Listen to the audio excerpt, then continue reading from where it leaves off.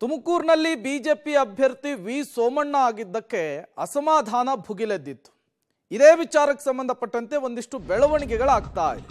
ತುಮಕೂರು ಭಿನ್ನಮತದ ಶಮನಕ್ಕೆ ಮುಂದಾಗಿದ್ದಾರೆ ಬಿಎಸ್ ಯಡಿಯೂರಪ್ಪನವರು. ಮಾಧುಸ್ವಾಮಿ ಅವರ ಜೊತೆಗೆ ಸಂಧಾನಕ್ಕೆ ಯಡಿಯೂರಪ್ಪನವರು ಯತ್ನ ಮಾಡಿದ್ದಾರೆ. ಲೋಕಸಭೆಯ ಟಿಕೆಟ್ ಕೈತಪ್ಪಿದ್ರಿಂದ ಮಾಧುಸ್ವಾಮಿ ಅವರು ಅಸಮಾಧಾನಗೊಂಡಿದ್ರು. ಸೋಮಣ್ಣ ಅವರಿಗೆ ಟಿಕೆಟ್ ಕೊಟ್ಟಿದ್ದಕ್ಕೆ ಮಾಧುಸ್ವಾಮಿ ಅವರು ಬಹಿರಂಗ ಹೇಳಿಕೆಯ ಮೂಲಕ ಸವಾಲ್ ಹಾಕಿದ್ರು.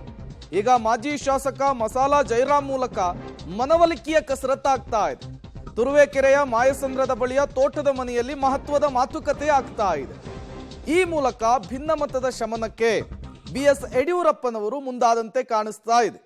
ಈ ಬಾರಿ ವಿ ಸೋಮಣ್ಣನವರಿಗೆ ತುಮಕೂರು ಲೋಕಸಭಾ ಕ್ಷೇತ್ರದಿಂದ ಬಿಜೆಪಿ ಅಭ್ಯರ್ಥಿಯಾಗಿ ಕಣಕ್ಕಿಳಿಸಲಾಗಿದೆ. ಇದೇ ವಿಚಾರ ಜೆಸಿ ಮಾಧುಸ್ವಾಮಿ ಅವರನ್ನ ಕೆಂಡಾಮಂಡಲರಾಗುವ ರೀತಿಯಲ್ಲಿ ಮಾಡಿತ್ತು. ಕಾರಣ ಈ ಬಾರಿ ಅವ್ರಿಗೂ ಕೂಡ ಟಿಕೆಟ್ ಸಿಗಬಹುದು ಅನ್ನುವಂತಹ ನಿರೀಕ್ಷೆಯಲ್ಲಿ ಜೆಸಿ ಮಾಧುಸ್ವಾಮಿ ಅವರಿದ್ರು. 23ರ ಚುನಾವಣೆಯಲ್ಲಿ ಸೋಲಾಗಿತ್ತು. ಈ ಚುನಾವಣೆಯಲ್ಲಿ ನನಗೆ ಟಿಕೆಟ್ ಸಿಗುತ್ತೆ ಅನ್ನುವಂತಹ ನಿರೀಕ್ಷೆ ಇತ್ತು. ಬಟ್ ಹೈಕಮಾಂಡ್ ಟಿಕೆಟ್ ಅನ್ನು ಕೊಟ್ಟಿಲ್ಲ. ನಾನು ತಟಸ್ಥನಾಗಿರ್ತೇನೆ, ಚುನಾವಣೆಯಲ್ಲಿ ಕಾಂಗ್ರೆಸ್ ಪರವೂ ಇರೋದಿಲ್ಲ, ಬಿಜೆಪಿ ಅಭ್ಯರ್ಥಿಯ ಪರವಾಗಿಯೂ ಕೂಡ ಕೆಲಸ ಮಾಡಲ್ಲ ಅಂಥೇಳಿ ತಮ್ಮ ಅಸಮಾಧಾನವನ್ನ ಬಹಿರಂಗವಾಗಿಯೇ ಹೇಳ್ಕೊಂಡಿದ್ರು. ಈ ಬೆನ್ನಲ್ಲೇ ವಿ ಸೋಮಣ್ಣನವರು ಮಾಧುಸ್ವಾಮಿ ಅವರನ್ನ ಭೇಟಿ ಆಗಬೇಕು ಅಂತೇಳಿ ಫೋನ್ ಮಾಡಿ ಮನೆಗೆ ಬರ್ತೀನಿ ಅಂತ ಹೇಳಿದಾಗ ಯಾವುದೇ ಕಾರಣಕ್ಕೆ ಬರೋದಕ್ಕೆ ಹೋಗಬೇಡಿ, ನಾನು ತುಂಬ ಸಿಟ್ಟಲ್ಲಿದ್ದೀನಿ ಅನ್ನುವಂತಹ ಬಹಿರಂಗ ಹೇಳಿಕೆಯನ್ನು ಕೂಡ ಕೊಟ್ಟಿದ್ರು.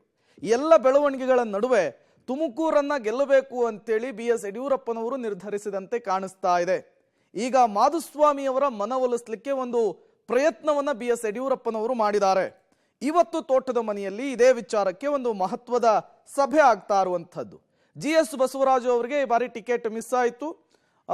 ಮಾಜಿ ಸಚಿವರಾಗಿರುವಂತಹ ವಿ ಸೋಮಣ್ಣ ಅವರಿಗೆ ಬಿಜೆಪಿ ಟಿಕೆಟ್ ಅನ್ನ ಕೊಟ್ಟಿದೆ. ಬಿಜೆಪಿಲಿ ಅಶೋಕ್ ಅವರು ಇವರೆಲ್ಲ ಬಂದಿದ್ದು ನಿಜ.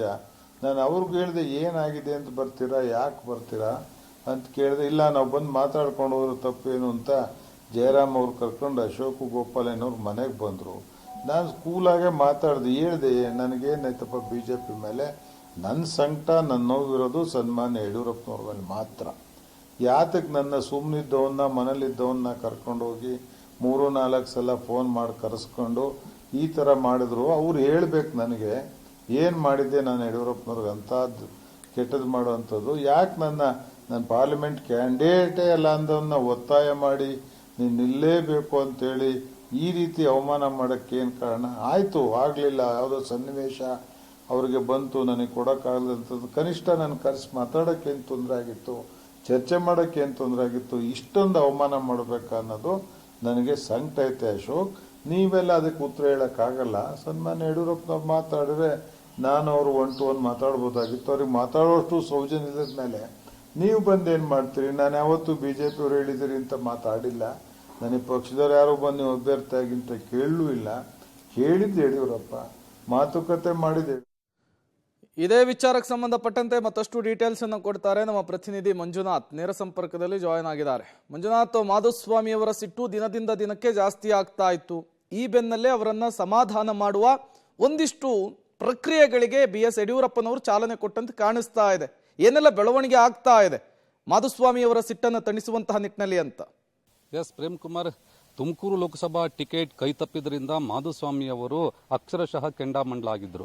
ಅದರಲ್ಲೂ ಕೂಡ ಮಾಜಿ CM ಆದಂಥ ಯಡಿಯೂರಪ್ಪರ ವಿರುದ್ಧ ವಾಗ್ಬಾಣಗಳನ್ನು ಹರಿಬಿಟ್ಟಿದ್ರು. ಯಾಕಂದರೆ ನಾನು ತುಮಕೂರು ಟಿಕೆಟ್ನ ಆಕಾಂಕ್ಷಿ ಆಗಿರಲಿಲ್ಲ, ನನ್ನ ಪಾಡಿಗೆ ನಾನು ಮನೇಲಿದ್ದೆ. ಆದರೆ ಸ್ವತಃ ಯಡಿಯೂರಪ್ಪನವರೇ ನನಗೆ ಫೋನ್ ಮಾಡಿ ನೀನು ತಯಾರಿ ನಡೆಸ್ಕೊ ಅಂತ ಹೇಳಿದರು. ಸೊ ಆ ಒಂದು ಹಿನ್ನೆಲೆಯಲ್ಲಿ ನಾನು ಬಹಿರಂಗವಾಗಿ ಓಡಾಟ ಮಾಡಲಿಕ್ಕೆ ಶುರು ಮಾಡಿದೆ. ಈಗ ಟಿಕೆಟ್ ನನಗೆ ಕೊಡಿಸುವಲ್ಲಿ ಅವರು ವಿಫಲರಾಗಿದ್ದಾರೆ, ಹಾಗಾಗಿ ನನಗೆ ಅವರು ಅವಮಾನ ಮಾಡಿದ್ದಾರೆ ಎನ್ನುವಂಥ ಮಾತನ್ನು ಮಾಧುಸ್ವಾಮಿ ಅವರು ಹೇಳ್ತಾ ಇದ್ರು. ಕೇವಲ ಅಷ್ಟೇ ಅಲ್ಲ, ಕಾಂಗ್ರೆಸ್ನ ಹತ್ರ ಅವರು ಮುಖ ಮಾಡ್ತಾರೆ ಎನ್ನುವಂಥ ಮಾತುಗಳು ಕೂಡ ಕೇಳಿ ಬಂದಿತ್ತು. ಆದರೆ ಅವರಿಗೆ ಆಗಿರುವಂತಹ ಭಿನ್ನಮತ ಉಪಶಮನಕ್ಕೆ ಸ್ವತಃ ಈಗ ಯಡಿಯೂರಪ್ಪನವರೇ ಫೀಲ್ಡ್ಗೆ ಇಳಿದಿರುವಂಥದ್ದು. ಮಾಧುಸ್ವಾಮಿಯರ ಆಪ್ತ ವಲಯದಲ್ಲಿ ಗುರುತಿಸಿಕೊಂಡಿರುವಂತಹ ತುರುವೇಕೆರೆಯ ಮಾಜಿ ಶಾಸಕ ಮಸಾಲಾ ಜಯರಾಮ್ ಅವರ ತೋಟದ ಮನೆಯಲ್ಲಿ ಈಗ ಸಭೆ ನಡೀತಾ ಇದೆ.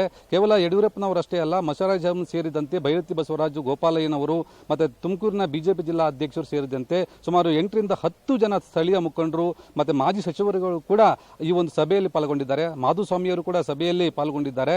ಈಗಾಗಲೇ ಅವರಿಗೆ ಮನವೊಲಿಸುವಂತ ಕೆಲಸವನ್ನು ಕೂಡ ಮಾಡ್ತಾ ಇದ್ದಾರೆ. ಕಳೆದ 4-5 ದಿನಗಳ ಹಿಂದೆ ವಿಪಕ್ಷ ನಾಯಕ ಆರ್ ಅಶೋಕ್ ಅವರು ಕೂಡ ಬಂದು ಅವರಿಗೆ ಮನವೊಲಿಸುವಂತ ಪ್ರಯತ್ನ ಮಾಡಿದ್ರು. ಇಲ್ಲ, ನಾನು ಯಾವುದೇ ಕಾರಣಕ್ಕೆ ನಿಮ್ಮ ಮಾತಿಗೆ ಅಂದ್ರೆ ಮಣೆ ಹಾಕಿರಲಿಲ್ಲ, ಆರ್ ಅಶೋಕ್ ಅವರ ಮಾತಿಗೆ ಕೂಡ ಮಣೆ ಹಾಕಿರಲಿಲ್ಲ.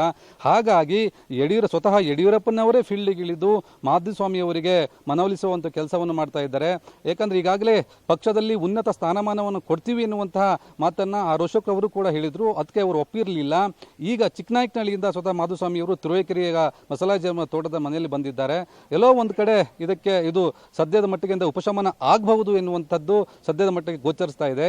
ಆದರೆ ಮೂಲ ಪ್ರಶ್ನೆ ಏನಂದ್ರೆ, ಮಾಧುಸ್ವಾಮಿ ಅವರು ಕೇವಲ ತನಗೆ ಟಿಕೆಟ್ ಕೈ ತಪ್ಪಿದ್ದಕ್ಕಷ್ಟೇ ಅವರು ಅಸಮಾಧಾನಗೊಂಡಿದ್ದಲ್ಲ, ಆದರೆ ವಲಸಿಗರನ್ನ ಕರೆದುಕೊಂಡು ಬಂದು ತುಮಕೂರಿಗೆ ಟಿಕೆಟ್ ಕೊಟ್ಟಿದ್ದಾರೆ ಎನ್ನುವಂತ ಒಂದು ಆಕ್ರೋಶ ಅವರಲ್ಲಿತ್ತು. ಯಾಕಂದ್ರೆ 2019ರಲ್ಲಿ ದೇವೇಗೌಡರು ವಲಸಿಗ ಎನ್ನುವಂತ ಕಾರಣಕ್ಕೆ ನಾವು ಅವರನ್ನು ಸೋಲಿಸಿದ್ದೀವಿ. ಆಗೊಂದು ಸಿದ್ಧಾಂತ, ಈಗೊಂದು ಸಿದ್ಧಾಂತ, ಅಥವಾ ಈಗ ನಮ್ಮ ಜಾತಿಯವರು ನಮ್ಮ ಸಮುದಾಯದವರೇ ಇಲ್ಲಿಗೆ ತುಮಕೂರಿಗೆ ಬಂದಿದ್ದಾರೆ, ವಲಸಿಗೆ ಬಂದಿದ್ದಾರೆ, ಅವರನ್ನು ಗೆಲ್ಲಿಸುವ ಅನ್ನುವಂಥ ಆ ಸಿದ್ಧಾಂತದವನು ನಾನಲ್ಲ. ಅವತ್ತೇನು ಹೇಳಿದ್ದನೋ ಇವತ್ತು ಕೂಡ ಅದನ್ನೇ ಹೇಳ್ತೀನಿ, ವಲಸಿಗರಿಗೆ ಟಿಕೆಟ್ ಕೊಡಬೇಡಿ ಅಂತ ಹೇಳ್ತೀನಿ ಅಂತ ಹೇಳಿದ್ರು. ಸೊ ಹಾಗಾಗಿ ಅವರ ಭಿನ್ನಮತ ಪಕ್ಷ ಬಿಡುವಂತಹ ಒಂದು ನಿರ್ಧಾರದಿಂದ ಹಿಂದೆ ಸರಿದ್ರೂ ಕೂಡ ಸೋಮಣ್ಣಗೆ ಸಪೋರ್ಟ್ ಮಾಡ್ತಾರಾ, ವಲಸಿಗರಿಗೆ ಸಪೋರ್ಟ್ ಮಾಡ್ತಾರೆ ಎನ್ನುವಂಥ ಪ್ರಶ್ನೆ ಕೂಡ ಅದಕ್ಕೆ ಸದ್ಯಕ್ಕೆ ಕಾಡ್ತಾ ಇರುವಂಥದ್ದು. ಈಗ ಇನ್ನೂ ಕೂಡ ಗೌಪ್ಯವಾಗಿ ಎಲ್ಲ ಮುಖಂಡರು ಸಭೆ ನಡೆಸ್ತಾ ಇದ್ದಾರೆ. ಈ ಸಭೆಯಲ್ಲಿ ಮಾಧುಸ್ವಾಮಿ ಅವರು ಯಾವ ರೀತಿ ಪ್ರತಿಕ್ರಿಯೆ ಕೊಡ್ತಾರೆ ಎನ್ನುವುದನ್ನ ಇನ್ನಷ್ಟೇ ತಿಳಿದುಕೊಳ್ಬೇಕಾಗಿದೆ. Prem Kumar. Okay, thank you Manjunath ತಮ್ಮೆಲ್ಲ ಮಾಹಿತಿಗಾಗಿ.